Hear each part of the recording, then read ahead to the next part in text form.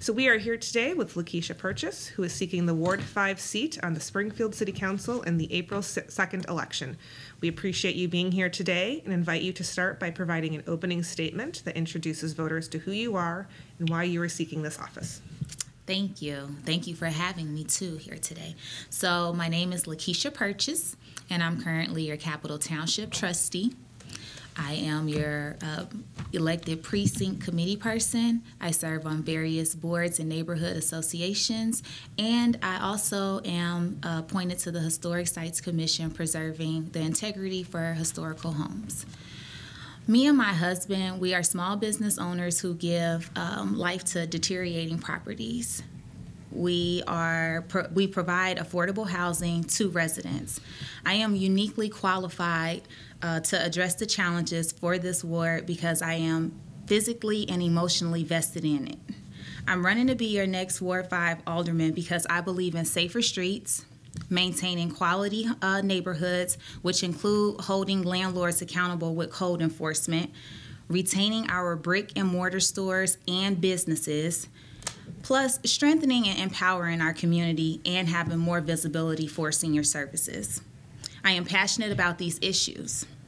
Residents must be empowered to form relationships with other neighborhoods, our city leaders, our NPOs, which are our neighborhood police officers, and other community leaders to address these issues. Our ward has a non-owner occupied housing issue, which requires due diligence to ensure that our landlords are maintaining these properties. The city needs to be a part of the solution by providing residents and landlords a smooth path to home renovations and repairs. With your support, I look forward to serving as your alderman and delivering meaningful messages. I am fully committed to the hard work necessary to bring vibrancy to our downtown and to revitalize our neighborhoods. Thank you. Very good. Thank you. All right. So let's start with you. You are challenging an incumbent for the seat. Yes. So what led you to make that decision to challenge someone who's already sitting here? As I stated in my opening statement, we see that it is not a smooth process for landlords or for homeowners to do repairs to their homes. When me and my husband renovated our own personal property, it was a little hard. We had to figure out where to go, who to call, what's the process, and I just felt like that needed a little bit of TLC, which is tender loving care. And once I saw that and saw how other people came and asked me, well, Lakeisha, could you help me with this? How do I go about the TIF? How do I go about receiving money from the TIF to renovate my property? As I started getting more neighborhood residents to come and ask us about this help, I said, you know what? I need to step up and be an advocate for this. I need to make sure that we have a smooth process so that landlords and homeowners can be able to do home repairs and have home renovations. What kinds of things are not working well now? Is it lack of information or just too many bureaucratic steps? Can you walk us through that? Yes. Sometimes I feel like it's a brick wall. You get the runaround. I feel like you have to call through 4 to 5 different people before you get one answer. Mm-hmm. I feel that we are not upholding our code enforcement in that process. We have policies and procedures in place. We need to follow through on it. It should not be this person is getting fines and this person on the next block is not receiving fines. And they have the same issues. We need to be completely straight across the board. We need to be fair. And I feel that we need to have a strong advocate in order to continue to be consistent and push this forward. Okay. You touched on this a bit in your opening, but we'd like to expand a little bit with you. What do you feel are the pressing issues facing Ward 5, and how would you work to address them? Like you mentioned roads, you mentioned some infrastructure things. So what are those main issues you'd like to focus on? Well, as you all know, we lost our Shop and Save. Yeah. That was so detrimental to our ward. We have a Family Dollar, a Dollar Tree, and a dollar store, all within a 5-mile radius. We need to bring other businesses over to the north end. We only have 4 restaurants. As I've walked my ward and I've walked over towards Vinegar Hill, I'm only able to find one restaurant in that area for that neighborhood to be able to walk to. In my ward, we have over 50% of seniors. Some do not have transportation. They have to walk to these places, catch public transportation to get to these places. That's an issue for me. So we need to work on economic development, and I've strongly heard our residents advocate for that with me and my volunteers as we're knocking. As far as our streets and our curbs, there's areas where the curbs are almost completely gone. And I've sat down and I've asked questions about what is the plan in place for this. And, you know, sometimes we just want to be included in the process. So there is a plan in place. And I was able to call the city and I was able to ask about that and know when it's coming. But guess what? Those neighbors and residents don't know. So they're saying, well, Lakeisha, how will you effectively get this communication to us? Well, I will do that through via phone, email, press release, newsletters, and simply by just knocking on your door and being able to talk to you. I love people. I love getting to know people. I'm very open and accessible. I put my number on everything. Obviously, when we won the historic sites, when we won the Historical Preservation Award, everyone knows where I live. So a lot of people that walk in our neighborhood, they always stop, they say, hey, they come and ask, hey, Lakeisha, what do you think about these colors?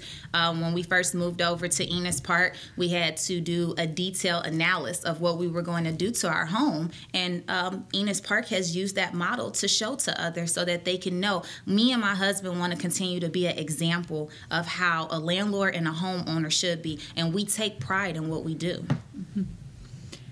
One idea that had been talked about for Ward 5 is the concept of a land bank. What are your thoughts on that?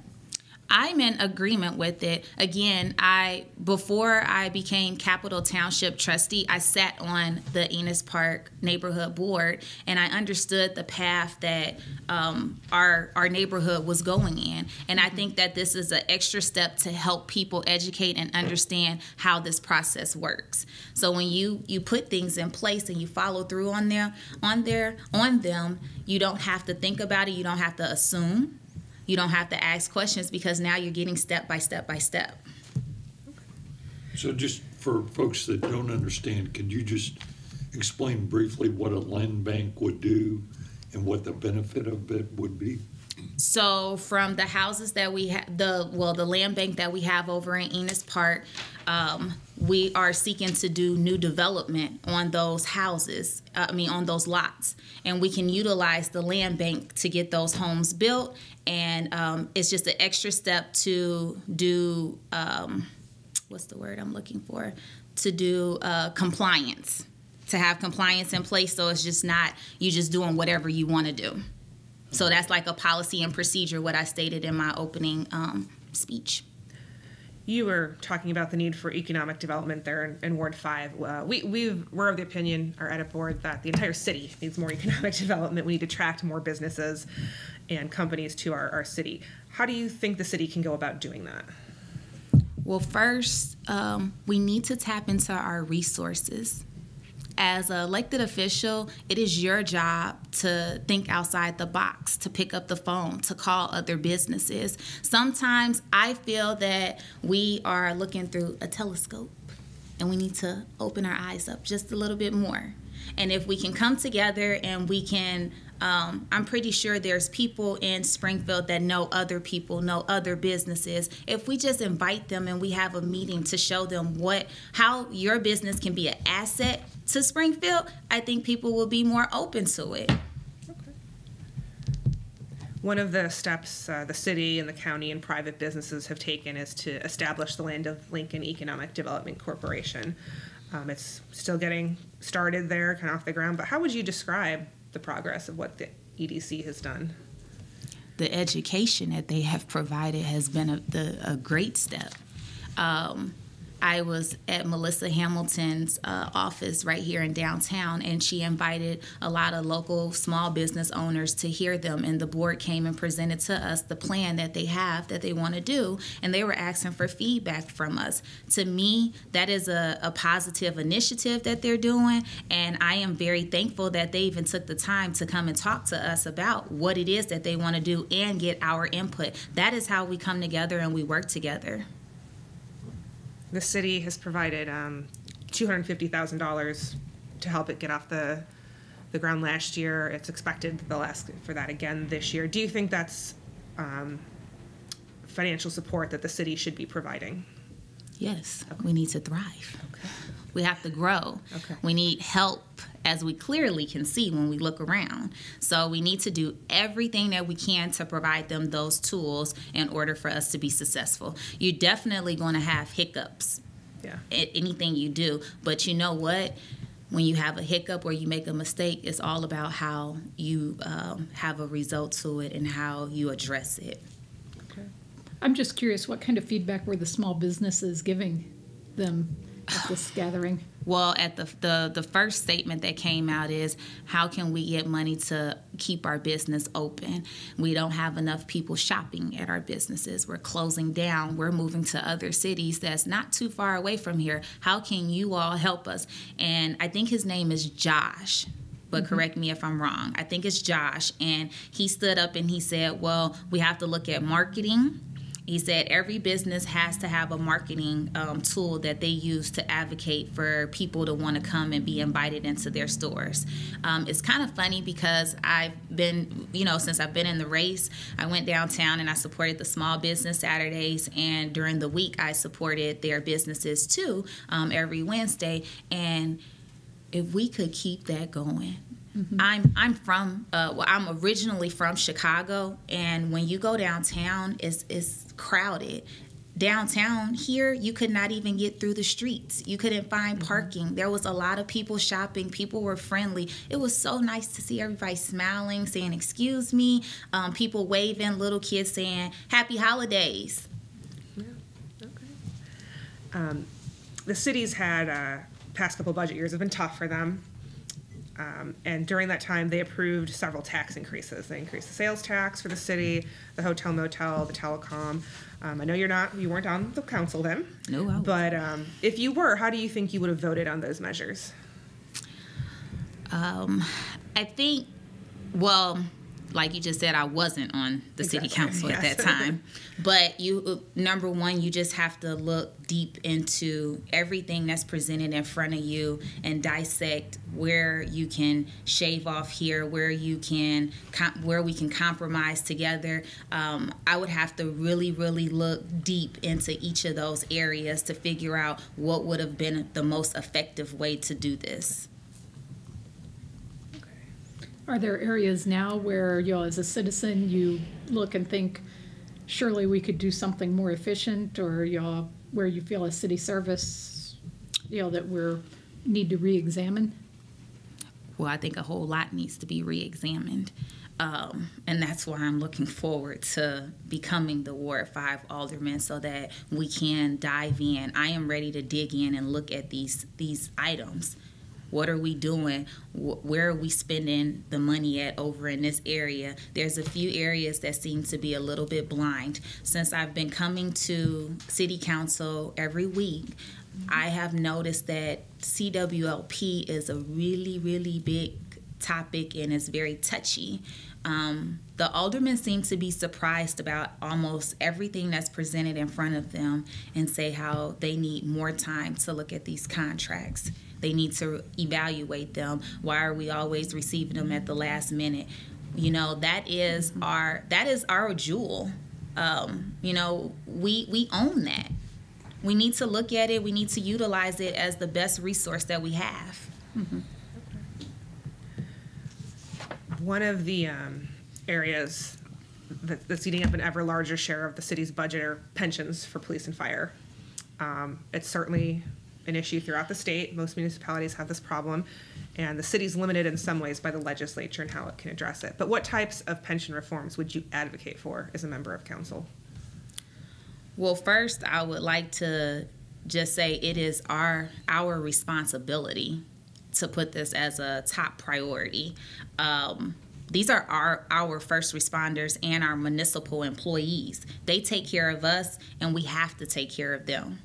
As you just said, some of this comes from up top, the legislators, so we have to build our relationship to talk with them and work together to fix this problem. And that's what we need to do. That's what we need to tackle, and it needs to be a top priority to do. We do not need to put a Band-Aid on it. Okay. So how do you do that and help get the city's costs under control while still protecting the first responders and, the pensions that they have earned and been promised? Well, that's where the relationship with the legislators come in place. We need to sit and talk with our state senator, our state representative, and figure out how to fix this problem. Obviously, it's a problem, and we need to start being a part of that solution to fix it. Let me just circle back for a second. You brought up city water, light, and power, and I understand that right now a company is preparing a plan for how city water, light, and power might move forward over the next several years, whether plants ought to be closed, whether they ought to increase. Privatize. Yeah, privatize, whatever. What are different energy resources? Right, different energy resources. What's your sense of how that should be publicized? Well, how that should be, how the community ought to be engaged in responding to that.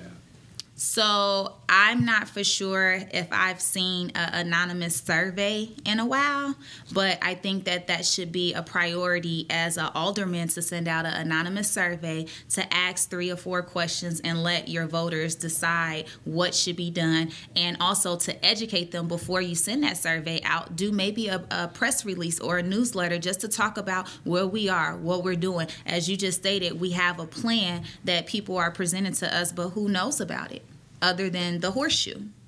Who knows in the neighborhoods about this plan? How do you effectively communicate to your residents and tell them what's going on? And I stated that in my opening remarks about having either, being able to call, having an email sent out, doing a press release, or doing it through social media. But I think you need to use all 4 of those avenues to effectively get that message out there and let them know what's going on. Then to follow up with your question, the feedback would be the survey. Once you send them out that newsletter or press release to educate them on what's going on, now you give them a way to voice their concern and what they have. You could have a box with others so that they could write a sentence or 2 out, and then you could tell them what the council is thinking and what you are thinking as the alderman. And that's how I would, as an alderman, put it out there.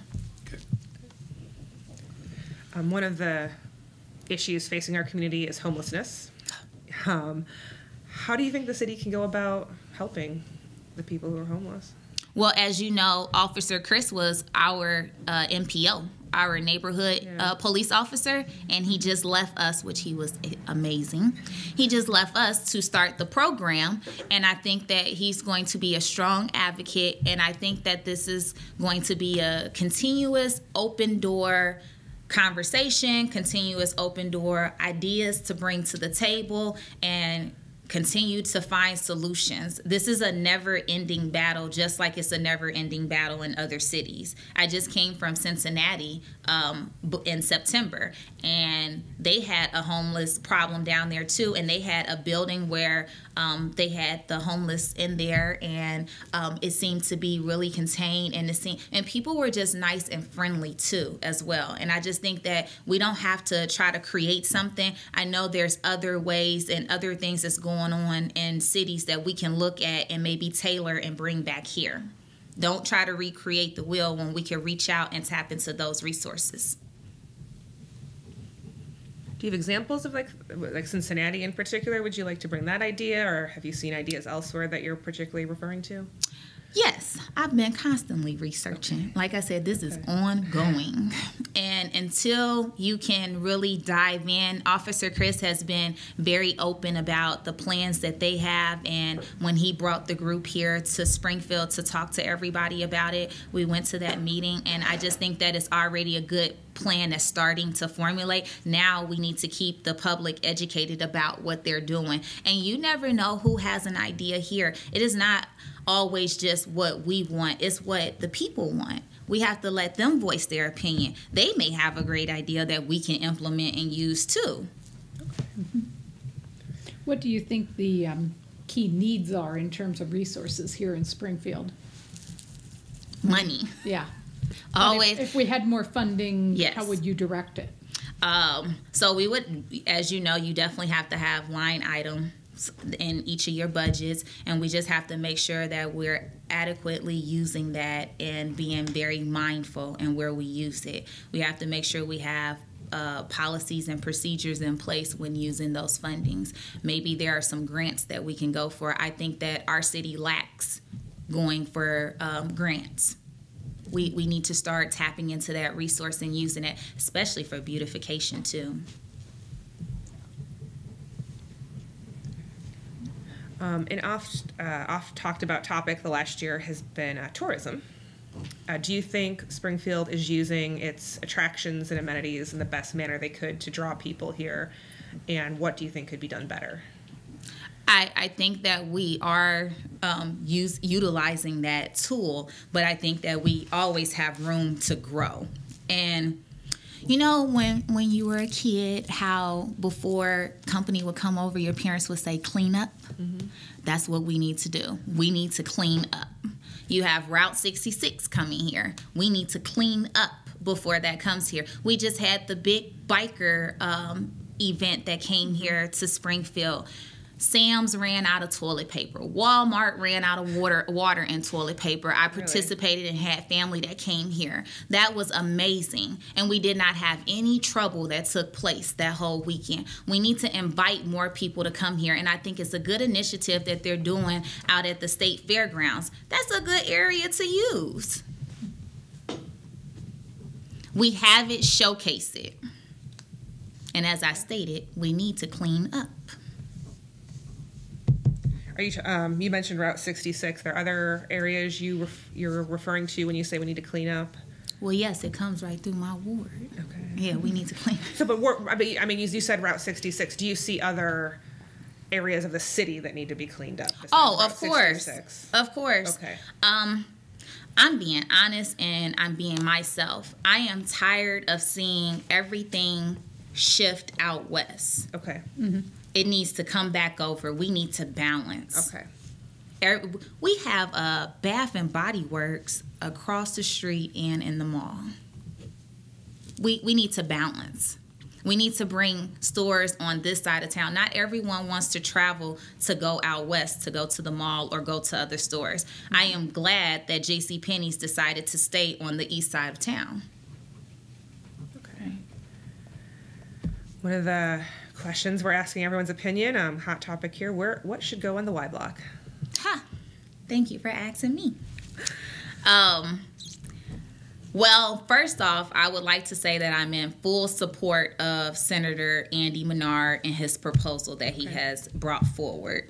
I think that the idea is to work with our state senator and not against our state senator. The fact that we could potentially have two colleges, which I am an alumni from SIU Carbondale, have two colleges on the same block and bring that to downtown, that's amazing.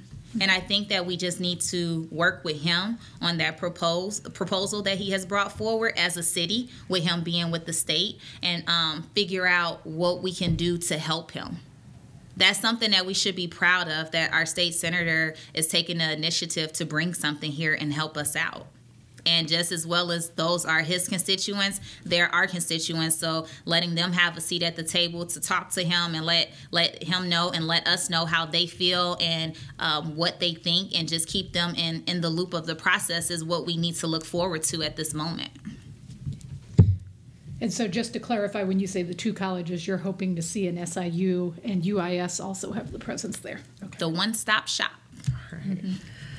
This next one, you have a unique perspective on it because you're on Capital Township Board, but do you think it should be merged? And if so, with which entity, the city or the county?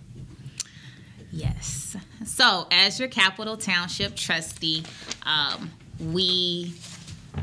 it's not bad to just have a question to see how your voters feel. But once the voters voted, it was a huge margin of them wanting it to go with the county. And as the Capital Township trustee, my job when you elected me in this position was to make sure that you had a voice. So I have to go with what my voters feel.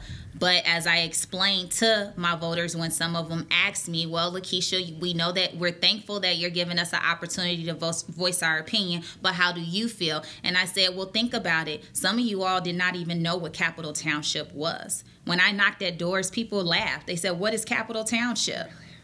People didn't know about the services, and I feel since I have been the Capital Township trustee that I've effectively put that I've effectively pushed out the information and talked about our services through town hall meetings. And as we've had town hall meetings, we've had people come forward who had a transportation problem, and I was able to help implement a transportation program effectively in 1 month. I think that we do a very good job as our own entity. And so I explained that to them, and that, you know, this is your choice, but you asked me for my personal opinion, and I would like it to stay how it is. Look how effective we have been since I've been on this board. Okay. So, what's your response to the people who say that we would be able to save a lot of administrative costs by merging it with either the city or the county? I understand that. So that's why, again, when you elected me, I have to, you know, give you a voice to say what you would like to do, and I'm for what the voters would like to do. So are you saying you do support a merger? Yes, my voters wanted to vote for a merger, so I do support a merger. Okay. And with the county or the city? Well, my voters voted to have it with the county, and one thing that I've been asked since I've been knocking on doors is, Lakeisha, are you in support of the question being on the ballot for the city? Because one lady gave me an example about Lakeisha is like in vanilla cake and chocolate cake. We were only asked if we liked vanilla cake, but if we were asked if we liked vanilla or chocolate, we would have had an option to choose between the two. So I just think that if we would have had it on the April 2nd ballot, that people would have still been able to say, oh, okay, now we're getting educated about this even more, so we should be able to go back and take a second look at it. Okay. Governing Magazine recently ran a series of articles that talked about several Midwest cities, but Springfield in particular. Did you read that? Yes. Okay. What was your reaction? I was really upset. Okay. Explain. You know, a lot of people talk about we're separated as a city at the tracks. Mm-hmm. We're not as inviting, and it really upsets me because you're looking at me. I'm an African American female. I treat everybody equally, but not everybody does that. So when I explain to people who speak of this topic, I let them know that you have to be the example. You have to break these barriers down. And, you know, I don't like to get emotional about it because some people are just not treated fair. Some people are not treated fair, and it's a huge elephant in the room in Springfield. Some people don't want to even talk about the subject. People ignore it like it's not there. And that is another reason why I'm in this race. We need more women of color. We need more minorities sitting in higher positions. I think it's very good that Alderman Turner brought that up about how are we picking people of color to sit on these boards and these commissions. What are we doing about it? Until we be an example of this situation, we're just going to be that same status quo. And Springfield should be embarrassed. They should be embarrassed for us to be in the paper like that and be ranked like that. So I'm just as curious as all three of you sitting here. What are we going to do? How are we going to be the solution to the problem? And I don't think that everybody's going to have the same answer as me, because guess what? I'm a person of color. So I'm very passionate about that. And anytime I work with people, I make sure I treat everybody fair. That's the number one thing that I hear from most African Americans. And because I am a young African American woman, and people tell me, I don't tell myself this, people tell me that I am rising. Thank you for stepping up. Thank you for trying to care about us. Thank you for not forgetting about us. That needs to be an example. I hope I answered your question. Sorry for getting emotional. No. So, over the next several years, the rail relocation project should be completed. Will that serve, do you think, the boundary's kind of always been right down here, right? 10th Street, 11th Street. Will that serve to break down that boundary between the east side and the west side, or will it perpetuate it? You know, Mr. Allen, I cannot say that that's what's going to break it. I think you and me are what's going to break it. I don't think that a track is what is keeping us from talking to each other, respecting each other, inviting, welcoming each other. That's what's going to break this down, not a track. I still can travel out west. Right. So me and you are what's going to break those barriers down. You and me respecting each other is what's going to break those barriers down. When people are talking negative and you stop them from talking negative, that's what's going to break these barriers down. And that's what I'm going to advocate if I'm elected to be your Ward 5 Alderwoman. I'm very passionate about that question, if you cannot see. Anything else? Okay. Well, we thank you, Lakeisha, for meeting with us today, and we invite you to give a brief closing statement as to why voters should choose you to prevail on Election Day. Thank you. Thank you for sitting here and having an open conversation and letting me express myself. Thank you for the opportunity to getting to know who I am and why I'm passionate about Ward 5 residents and these issues. I would like to end with why my 4Ds are so important to me. I have a desire to serve my community as it's essential. I'm already doing it now and will be bringing it forward into this position. I'm dedicated to ensuring that our issues are properly addressed. I'm determined to prove to you that I will be very highly visible, as I have been in the community for a long time now. And then I'm disciplined to ensuring that I will continuously communicate with my constituents, whether it's by phone, email, social media, newsletters, or just simply knocking at your door. And I would like to leave you all with what great Maya Angelou said. I've learned that people will forget what you said. People will forget what you did. But people will never forget how you made them feel. And as I've been walking and talking throughout Ward 5, the constituents have expressed that, Lakeisha, we feel that you will be a strong set of eyes, ears, and voice for us. And that's what I'm ready to do. I am ready to dig in and serve, and I'm excited. Thank you.